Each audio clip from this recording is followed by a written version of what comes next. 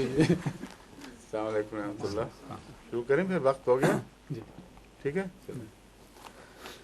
حضور یہ 10 محرم کی تاریخ ابھی چند دن پہلے گزری ہے. جی اس حوالے سے کرولے انگلستان سے ایک احمدی خاتون کی شیعہ سہیلی نے یہ سوال بھجوایا ہے کہ جماعت احمدیہ کے نزدیک حضرت امام حسین رضی اللہ عنہ کی شہادت کا مقام اور مرتبہ کیا ہے، اور احمدی لوگ عاشورہ اس طریق پر کیوں نہیں مناتے جس طرح شیعہ لوگ مناتے ہیں. جہاں تک حضرت امام حسین رضی اللہ تعالیٰ عنہ کے مقام اور مرتبہ کا تعلق ہے، ابھی چند دن پہلے جو عربوں کے ساتھ سوال و جواب کی مجلس تھی لقاء مع العرب، اس میں حضرت عبدالمسیح مسیح موعود علیہ السلام کے حوالے میں نے پڑھ کے سنائے تھے تفصیلی، تو وہی کافی ہیں اس کے جواب میں. حضرت امام حسین کا مقام کیا ہے اور اس مسئلے کی الجھنوں کا کیا حل ہے ہمارے نزدیک. وہ آسان نہیں، بڑا الجھا ہوا مسئلہ ہے وہ سارا، تو اس لیے اس کو دہرانے کی ضرورت نہیں ہے.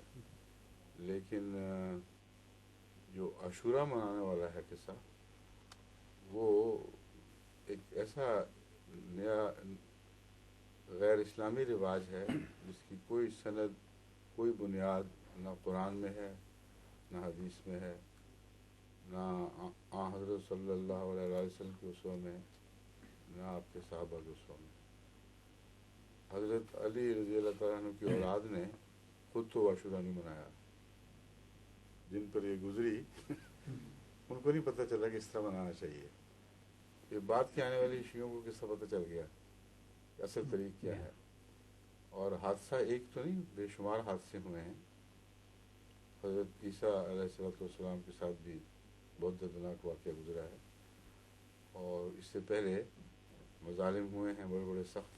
رسول اللہ صلی اللہ علیہ وسلم کے زمانے میں خود آن حضرت صلی اللہ علیہ وسلم کو مظالم کا نشانہ بنایا گیا. تو جن سے آپ کی اولاد کی عظمت حاصل کی جاتی ہے، ان کو چھوڑ کر ان کی تکلیف کو اٹھا کے زیادہ کر دینا. حضرت حمزہ جس طرح شہید ہوئے اور صحابہ کرام شہید ہوئے، یا بڑے دردناک طریقے پہ مارے گئے، گلیوں میں گھسیٹے گئے، یہ سارا کربلا ہی کا تو مضمون تھا جو جاری ہوا ہے رسول اللہ صلی اللہ علیہ وسلم کے زمانے میں. اور اسی کا ایک شاخسانہ ہے کہ اندرونی ظلم کی صورت میں ظاہر ہوا.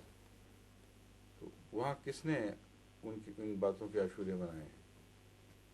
کس نے ان باتوں پر کسی قسم کا واویلا کیا ہے؟ رسول اللہ صلی اللہ علیہ وسلم کے دانت شہید ہوئے، آپ اس حالت میں پہنچ گئے کہ لوگوں نے اعلان کر دیا کہ وفات پا گئے ہیں، نعوذ باللہ قتل ہو گئے ہیں. اور اس کے بعد کسی صحابہ نے کوئی شوق کا کپڑا نہیں پہنا، کوئی رونا پیٹنا نہیں شروع کیا. تو اس سے زیادہ بڑی کربلا کیا گزر سکتی ہے دنیا میں کہ رحمۃ اللہ عالمین کے ساتھ ایسا ظلم ہوا ہو.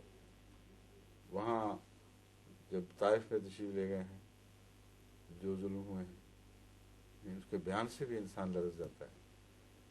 ان لوگوں کو کوئی ہوش نہیں. تعجب کی بات ہے کہ جو اصل ہے وہ اس کے اوپر تو سخت دردناک مظالم کا دور لمبے عرصے تک مسلسل جاری ساری رہے، اور اس کے اوپر ان کا مسل بھی نہ پھڑکے، کوئی رگ درد کی ابھرے نہ اور پھڑکے نہیں. اور حضرت امام حسین پر جو مظالم ہوئی، آپ کی آل پر، آپ کی اولاد وغیرہ پر، وہ مظالم اپنی ذات میں دردناک ہیں. لیکن یہ رد عمل اگر جائز ہوتا تو سب سے اول رسول اللہ صلی اللہ علیہ وسلم کے حوالے سے ہونا چاہیے تھا، اور پھر ان تمام صحابہ کے حوالے سے ہونا چاہیے تھا جن لوگ قربانیاں دی ہیں. ایک فرضی بات بنائی ہے جس کی کوئی سند نہیں. اور جیسا کہ میں نے شروع میں ہی اصل میں ساکت جواب تو مشکل جواب تو دے دیا تھا کہ خود وہ آن حضرت صلی اللہ علیہ وسلم کی آل جو ان دکھوں سے گزری، جن کے نام پر اب یہ پیٹتے ہیں، وہ تو نہیں پیٹے، انہوں نے تو بڑا صبر کیا تھا. یہ سارے فرضی قصوں میں تو ہم یقین نہیں کرتے، حقیقت پر جاتے ہیں. اس لیے ان دنوں میں کثرت سے درود اور آل پر درود بھیجنا یہ جماعت کا طریق ہے، اور یاد رکھنا اور دعائیں کرنا ان بزرگوں کے لیے. اور یہی اصل جو سنت سے انبیاء ہے وہ اس کے مطابق ہے، باقی سب قصے ہیں.